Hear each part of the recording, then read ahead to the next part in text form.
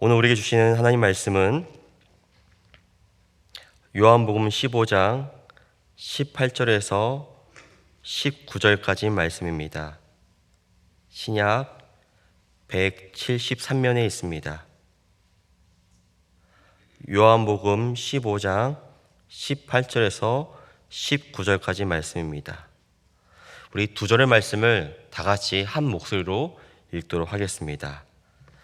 세상이 너희를 미워하면 너희보다 먼저 나를 미워한 줄을 알라. 너희가 세상에 속하였으면 세상이 자기의 것을 사랑할 것이나 너희는 세상에 속한 자가 아니요 도리어 내가 너희를 세상에서 택하였기 때문에 세상이 너희를 미워하느니라. 아멘. 의사이자 심리학자인 알프레드 아들러의 심리학을 바탕으로 일본의 철학자 기시뮤 이치로와 고가 호미타게가 공동 집필한 심리 철학서인 바로 미움받을 용기라는 책이 있습니다. 오래전에 베스트셀러였는데요. 제목이 아주 독특하죠. 미움받을 용기라는 책입니다. 이 아들러의 심리학을 바탕으로 쓴 책인데요. 내용은 이런 겁니다. 타인의 평가에 흔들리지 말고 자신이 옳다고 믿는 삶을 살아갈 용기에 대해서 말하고 있는데 이 저자는 이렇게 말합니다. 모든 사람에게 사랑받을 수는 없습니다. 다른 사람이 나를 좋아하든 싫어하든 그것은 그 사람의 문제입니다. 그들의 평가를 두려워하지 않고 내가 옳다고 믿는 길을 가는 것, 그것이 바로 미움받을 용기입니다. 라는 이 저자의 내용이 있죠. 그런데 우리는 누가 나를 미워한다고 하면 참을 수가 없을 것 같습니다. 예를 들어서 100명 중에 99명이 다 좋아하는데 한 명이 싫어한다면 우리는 그 한 명에 주목하게 되죠. 이렇게 말합니다. 다 좋아하는데 그 한 명 나를 왜 싫어할까? 그리고 99명이 좋아하는 것을 생각하지 않고 그 한 명을 향해서 인생을 몰두합니다. 어떻게 하면 그 한 명도 나를 좋아하게 할 수 있지? 말하는 것이죠. 사실 불가능합니다.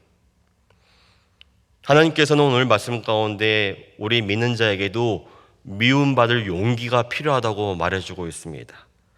이렇게 말씀하시죠.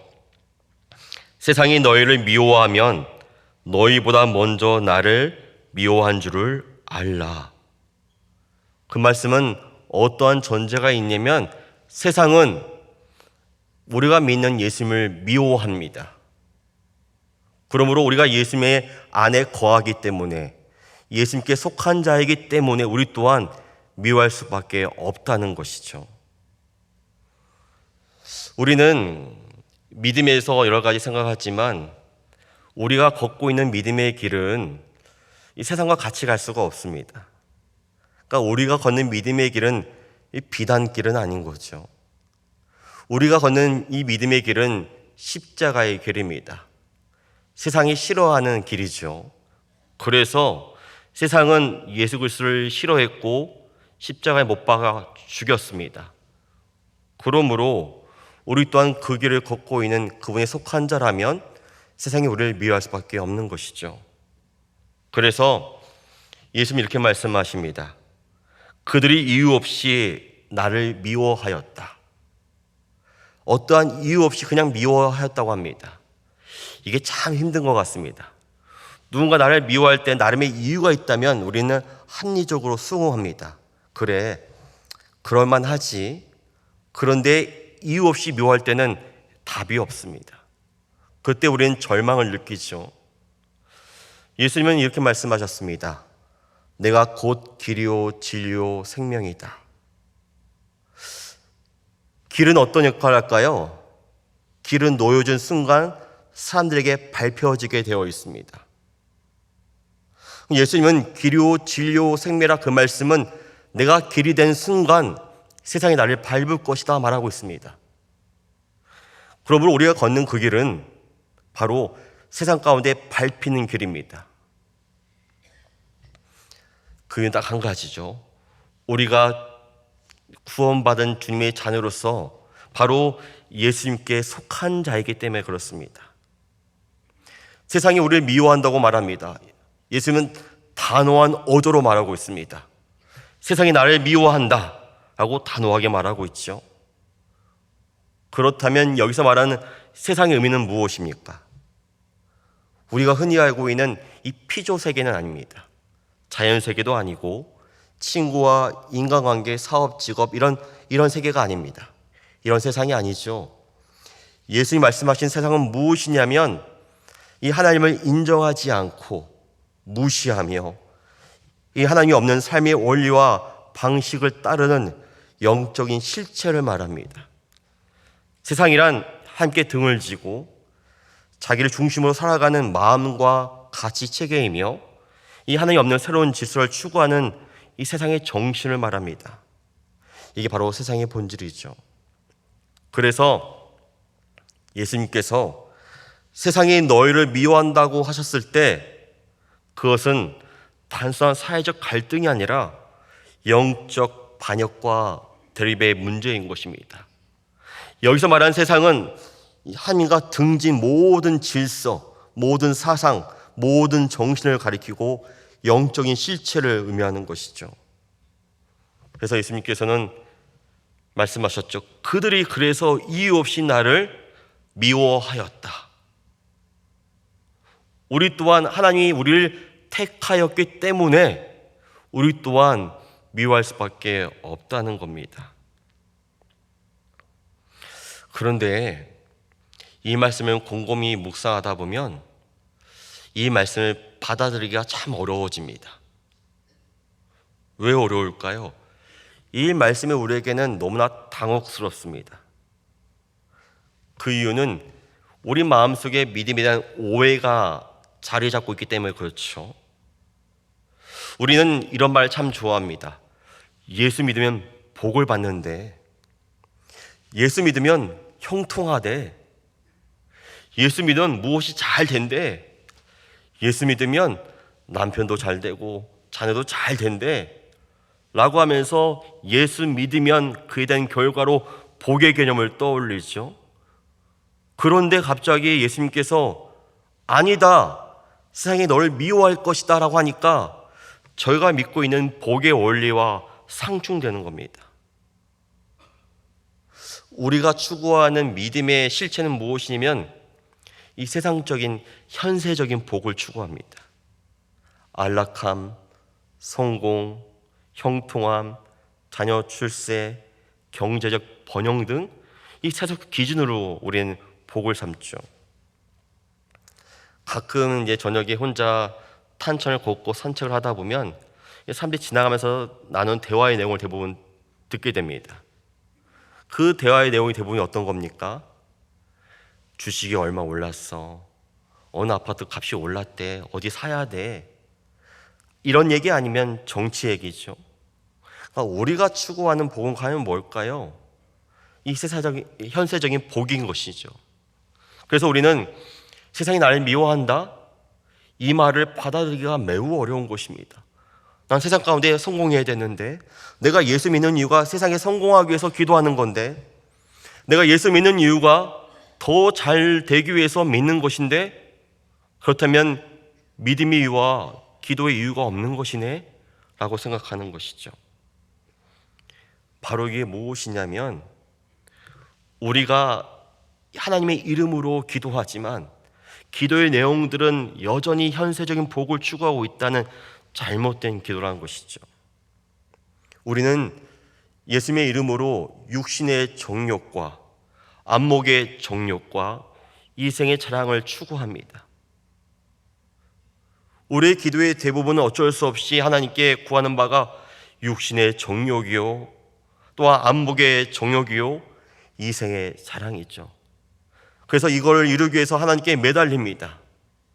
그리고 받으면 자랑하죠. 내가 받은 복이 무엇인지를 셈하면서 자랑합니다. 예수 믿었더니 이렇게 복을 얻었어 라고 말하죠.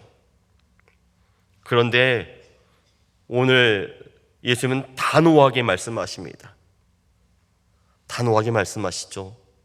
너희는 세상에 속한 자가 아니므로 세상이 너희를 미워할 수밖에 없다. 성경은 말합니다.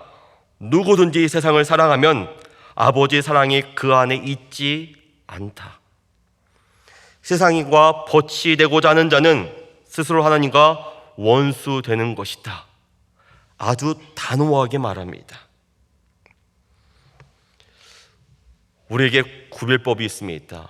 내가 세상에 속한 자인지 이 하나님께 속한 자인지를 알 수 있는 구별법이 있죠.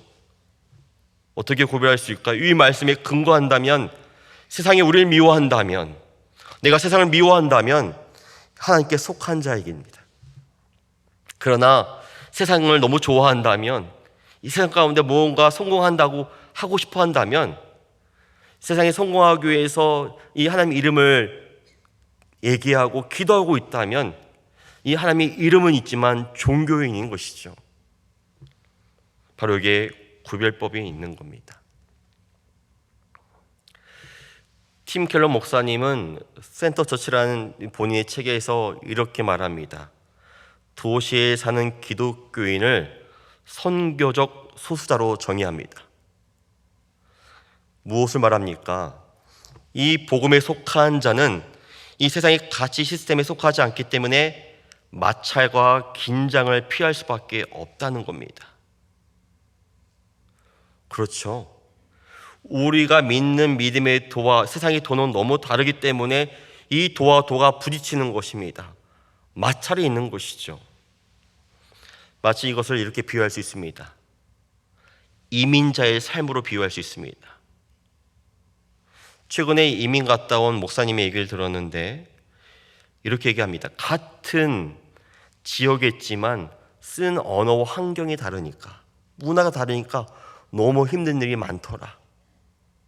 이민자, 우린 이방 낙으로 살아가는 것이죠. 그래서 이 세상에 사는 게 어색합니다. 세상의 질서와 방법과 가치가 우리에게 충돌하죠. 그래서 우리는 갈등과 고민을 겪습니다. 우리는 신앙적 이민자로 살고 있는 겁니다. 우리는 늘 고통스럽습니다. 무엇이 주님의 뜻일까? 무엇이 주님의 뜻일까? 고민하게 되죠. 마찰과 갈등을 겪게 됩니다. 갈등이 없다는 것은 이 세상 가운데 동화되었다는 반증입니다. 세상은 말하죠. 너 자신의 자아를 실현해라. 성공해라. 말합니다. 그러나 복음은 말합니다. 너 자신의 십자가에 죽고 부인하라. 자기 죽음과 자기 부인을 얘기합니다. 그래서 세상은 이 십자가의 도가 너무 불편하고 싫습니다. 우리를 핍박하는 것이죠. 그런데 우리는 과연 핍박을 당하고 있습니까? 오히려 우리 교회가 세상을 핍박하는 것 같습니다. 더 많은 성공을 얻기 위해서 세상을 더 갈망하고 세상에 요구하는 것 같습니다. 세상에 우리를 핍박할 이유가 없는 것이죠. 왜냐하면 하나이기 때문에 그렇습니다. 세상과 교회가 무엇이 다른지를 구별할 수 없게 되는 것이죠. 거룩을 상실하는 것입니다. 우리는 이 세상에 살지만 궁극적으로 다른 소속에 속한 자입니다. 그렇다면 우리는 뭔가 어색함과 본질적인 차별을 느낄 수밖에 없는 것이죠. 더 심각한 것은 우리가 영적으로 아둔해지고 있다는 것입니다. 세상은 우리 교회를 식민지화하고 있습니다. 어떻게 식민지화하고 있습니까? 복음의 이름으로 성공을 말하도록 합니다. 그리고 자기 개발을 복음으로 포장합니다. 또한 예수님을 내 꿈을 이루는 수단으로 전락시키고 있습니다. 그리고 우리가 죄를 선포하면 이렇게 말합니다. 그 죄를 자유라고 말하고 있고, 우리가 경건을 말하면 우리를 억압하지 마라고 말하고 있습니다. 그리고 모든 기준을 하나님 말씀이 아니라 개인의 감정에 따라서, 만족에 따라서 맞추는 시대에 살고 있는 것이죠. 그래서 존 마크 코모 목사님은 이런 말을 했습니다. 이 세상은 정욕을 사랑으로 다시 정의하고 있다. 그리고 결혼을 평생 이어갈 정절의 언약이 아니라 개인적인 만족을 위한 계약으로 변질시키고 있다. 이혼을 맹세를 깨는 것이 아니라 용기와 진정성의 행위로 표현하고 있다. 우리는 이혼하는 것을 자랑스럽게 말하고 있는 시대에 살고 있는 것이죠. 세상은 우리 교회를 점점점 식민지화하고 있습니다. 점점점 지배화하고 있죠. 무엇이 죄인지 무엇이 정인지 모르도록 우리를 혼란시키고 있습니다. 그래서 하나님 없는 새로운 질서를 세우고 있는 것이죠. 교회가 점점 세속화되고 있습니다. 존 마크 코모 목사님이 이렇게 말합니다. 세상은 단지 이 하나님의 존재를 무시하는 것이 아니라 하나님께 대항하는 질서를 만들어내고 있다. 사탄은 눈에 보이지 않게 우리를 공격하고 있습니다. 어떻게 공격할까요? 하나님께 대항하는 새로운 질서를 가치체계를 만들고 있는 것이죠. 우리는 바로 이 식민지화된 이 순간에 있다는 것입니다. 깨어 있어야 되는 것이죠. 무서운 세계에 살고 있는 것입니다. 그렇다면 이런 고민을 하게 되죠. 이러한 현실 속에서 우리는 어떻게 살아야 되는 것인가? 세상이 우리를 미워하는 건 알겠어. 그럼 어떻게 살아야 될까? 이런 실존적인 고민이 생깁니다. 도대체 이 현실 가운데 믿음은 어떤 역할을 하는 것이지? 도대체 믿음은 우리에게 어떠한 역할을 하는 것일까라는 고민이 생깁니다. 성경은 이렇게 말하죠. 사랑하는 자들아, 너희를 연단하려고 오는 시험을 이상한 일 당하는 것 같이 이상히 여기지 말고 오히려 너희가 그리스도의 고난에 참여하는 것으로 즐거워하라. 이는 그의 영광을 나타내실 때 너희로 즐거워하고 기뻐하게 하려 함이라. 근데 이 말씀이 너무 이해하기 어렵습니다. 나에게 불시험이 오고 있습니다. 내가 분명히 예수님을 잘 믿고 있다고 생각했는데 불시험이 주어지는 것이죠. 너무 이상한 일입니다. 근데 이상히 여기지 말라고 하고 있습니다. 그리고 오히려 이것을 그리스도의 고난에 참여하는 것으로 즐거워하라고 얘기하고 있습니다. 아니, 어떻게 고난이 오는데 즐거워할 수 있습니까? 세상이 나를 미워하는데 어떻게 즐거워할 수 있습니까? 어떻게 기뻐할 수 있습니까? 이 말이 됩니까? 어떻게 하면 이 말씀이 말씀되게 의미가 되어질 수 있을까 고민하게 됩니다. 이 말씀의 의미를 구체적으로 풀어주는 바로 성경의 사건이 등장합니다. 사도행전 16장인데요. 사도 바울과 실라의 이야기입니다. 사도 바울과 실라가 빌립보에서 기도하는 곳에 가다가 바로 점치는 귀신 들린 여종을 만나게 됩니다. 그 여종 하나를 만나게 되죠. 근데 이 점치는 귀신 들린 여종이 바울과 실라를 매우 귀찮게 합니다. 이렇게 귀찮게 하죠. 지극히 높은 하나님의 종으로서 구원의 길을 너에게 전하는 자라. 이 귀신이 복음을 전하고 있는 겁니다. 그래서 바울과 실라가 너무 귀찮아서 그 귀신을 쫓아냅니다. 근데 그때부터 문제가 생깁니다. 그 점으로 돈을 버는 주인들이 화가 나게 됐습니다. 왜냐하면 수익이 끊어졌기 때문이죠. 결국에는 고발하게 되고 상관들이 바울과 실라의 옷을 찢고 매질하고 때리고 옥에 가두고 고문합니다. 그리고 감옥에 가둬서 바로 수갑과 차고를 채우죠. 바로 이 상황 속에서 한밤중에 바울과 실라가 찬성을 부릅니다. 마치 우리 가스페 찬양 공동체처럼 찬양을 부르는 것이죠. 부릅니다. 근데 모든 죄수들이 듣고 있었다고 말하고 있습니다. 듣고 있더라. 그리고 갑자기 큰 지진이 났습니다. 그리고 옥토가 움직이고 문이 다 열리고 수갑과 차고가 풀어집니다. 이걸 듣고 있는 간수가 너무 놀래가 뛰어들어오죠. 옥문들이 열린 거 보고 이 죄수들이 도망한 줄 알고 이 간수가 칼을 빼어서 자결하려고 합니다. 그러자 바울이 크게 소리 지릅니다. 내 몸을 상하지 말라. 우리가 다 여기 있노라. 그러자 이 간수가 너무 놀라서 등불을 들고 뛰어들어가서 바울을 보며 무서워 떨면서 그 바울과 신라 앞에 엎드립니다. 그리고 이렇게 묻죠. 선생님들이여, 내가 어떻게 하여 구원을 받으리까? 그때 유명한 말씀이 등장하죠. 주 예수를 믿으라. 그리하면 너와 내 집이 구원을 받으리라. 그러자 이 간수는 이 복음을 듣고 자신의 가족의 집에 데려가서 바울과 신라가 맞은 자리를 치유해주고 싸매주고 씻겨주고 자기가 온 가족이 세례를 받게 됩니다. 그리고 음식을 차려 먹으면서 그와 온 집안이 하나님의 믿음으로 크게 기뻐했다고 증거하고 있습니다. 이 부분이 중요한 핵심이죠. 왜 바울과 신라는 옥문이 열렸는데 나가지 않았을까요? 간수가 보기에는 너무 이해할 수 없었습니다. 옥문이 열렸으면 나가야 되는 것이죠.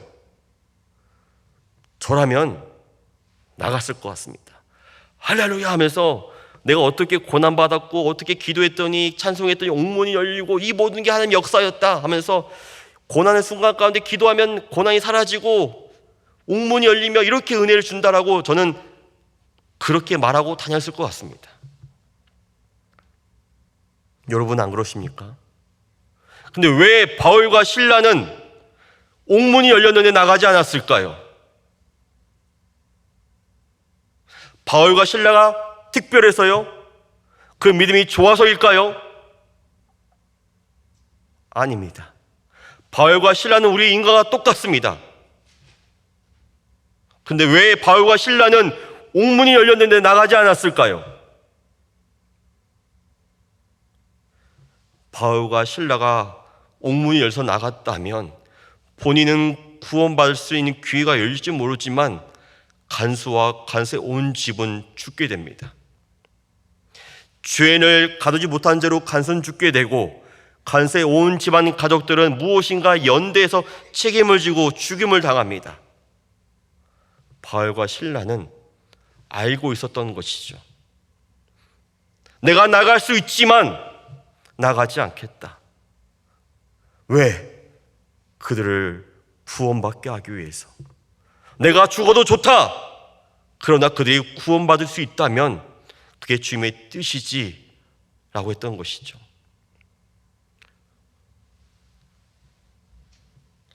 성경에서 이렇게 말합니다. 각각 은사를 받은 대로 하나님이 여러 가지 은혜를 맡은 선한 청지기 같이 서로 봉사하라. 아니, 보통 우리는 은혜를 받았다고 표현합니다. 은혜를 받았다. 근데 여기는 성경은 말하기를 은혜를 맡은 선한 청지기라고 말하고 있죠. 맡았다는 건 무엇일까요? 보통 돈을 맡았다. 내 것이 아닌데 그걸 내가 잠시 맡고 있다. 그게 맡았다는 뜻이죠. 성경은 말합니다. 그리스도인은 은혜를 맡은 선한 청지기이다. 우리는 많은 은혜를 받길 사모합니다. 함께 은혜 달라고 기도하죠. 그래 은혜를 받습니다. 근데 은혜 받는 것으로 끝나죠. 근데 바울과 신라는 은혜 받은 자에서 내가 이 은혜를 맡은 자로서 어떤 역할을 해야 될지 기도했던 존재들이었습니다. 내가 은혜를 맡았다면 내가 그런 은혜 맡은 선한 청지기라면 내가 어떻게 해야 될까 고민했던 것이죠.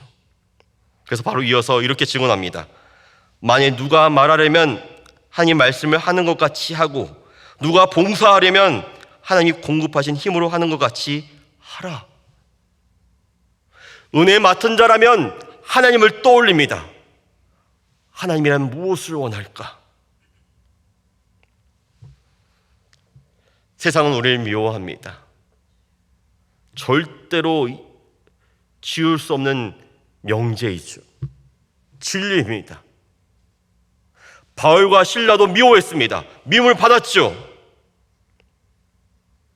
그러나 그들은 은혜에 맡은 자로서 그 자리를 지켰습니다. 하나님이라면 어떻게 하셨을까? 옥문이 열리면 나가셨을까? 아니다. 우리가 믿는 예수님은 인간의 모든 죄를 담당하기 위해서 친히 십자가를 지고 십자가에 죽임을 당하셨지. 우리가 믿는 그리스도의 도가 그렇지 하면서 하나님을 떠올리고 하나님이 원하시는 방법이 무엇일지를 고민했던 것이죠. 세상은 우리를 미워합니다. 이런 현실 가운데 우리는 어떻게 살아야 될까요? 은혜를 맡은 선한 청지기가 되어야 하죠. 은혜를 맡았다면 은혜 맡은 자로서 그 은혜가 무엇인지를 고민하고 기도하는 것입니다. 하나님은 어떻게 하셨을까? 하나님이 원하신 삶은 무엇일까? 기도하는 것이죠. 만약 그것이 옥물 나가지 않는 것이라면 나가지 않는 것이죠. 세상이 미워하는 그 자리에서 구원의 은혜가 시작됩니다. 주 예수를 믿으라. 그리하면 너와 내 집이 구원을 받으리라. 시작되는 것이죠. 왜 하나님은 우리로 하여금 세상이 미워하게 만들까요? 우리는 이 미워하는 자리에서 어떻게 말해야 됩니까? 세상과 싸우는 게 맞는 걸까요? 아닙니다. 오히려 그 자리에서, 미움의 그 자리에서 주 예수를 믿으라. 너와 내 집이 구원을 받으리라 선포해야 되는 것이죠. 이러한 믿음의 역설과 영광을 살아낸 자로 우리가 부르심을 받은 것입니다.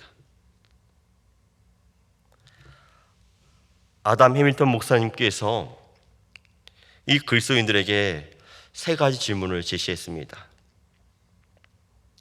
왜 사람들에게 예수 그리스도가 필요합니까? 왜 사람들에게 교회가 필요한 것입니까? 왜 사람들에게 우리 교회가 필요한 것입니까? 저는 이 질문을 이렇게 바꿨습니다. 세상이 우리를 미워하는데 왜 사람들에게 예수 그리스도가 우리에게 필요한 것입니까? 세상은 여전히 우리를 미워하는데 왜 사람들에게 교회가 필요한 것입니까? 세상이 우리를 미워하는데 왜 사람들에게 우리 예수 소망 교회가 필요한 것입니까? 여러분, 왜 필요한 것일까요? 우리는 이 세 가지 질문에 이렇게 답해야 합니다. 하나님의 은혜를 받은 자이기 때문이죠. 하나님의 은혜를 맡은 자이기 때문이죠. 우리로 하여금 세상이 구원께 받길 바라시는 하나님의 사랑 때문입니다 라고 말해야 되죠. 그래서 세상이 미워하는 자에서 주 예수를 믿으라.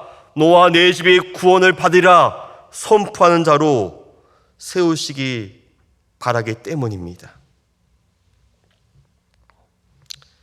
성도 여러분,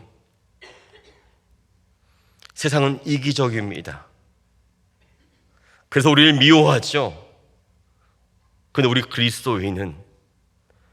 그리스도인은 예수 그리스도를 본받아 주님의 선택을 하는 자들이죠. 우리만이 다른 선택을 할 수 있습니다. 옥문이 열려도 나가지 않는 비상식적인 불시험이 있는데 이상한 선택을 하는 존재가 우리밖에 없다는 것입니다. 그러므로 세상이 미워하는 것을 두려워하지 마십시오. 함께 택함 받은 자라면 당연한 것입니다. 우리는 그 복음의 소수자가 되어야 합니다. 불시험 당하는 것을 이상히 여기지 마십시오. 오히려 우리가 그리스도의 고난에 참여하는 것으로 즐거워해야 됩니다. 그 이유는 하나님의 영광이 임할 차례이기 때문이죠. 하나님께서는 우리로 하여금 세상이 감당할 못할 삶이 되기를 간절히 바라십니다. 세상이 미워하는 자에서 세상이 감당할 수 없는 자로 우리의 삶이 변해야 될 것입니다. 함께 기도하시겠습니다. 하늘에 계신 우리 아버지여, 이름이 거룩히 여김을 받으시오며 나라 임하옵시며 뜻이 하늘에서 이룬 것 같이 땅에서도 이루어지이다. 오늘날 우리에게 일용할 양식을 주옵시고 우리가 우리에게 죄 지은 자를 사하여 준 것 같이 우리의 죄를 사하여 주옵시고 우리를 시험에 들게 하지 마옵시고 다만 악에서 구하옵소서. 대개 나라와 권세의 영광이 아버지께 영원히 있사옵나이다. 아멘.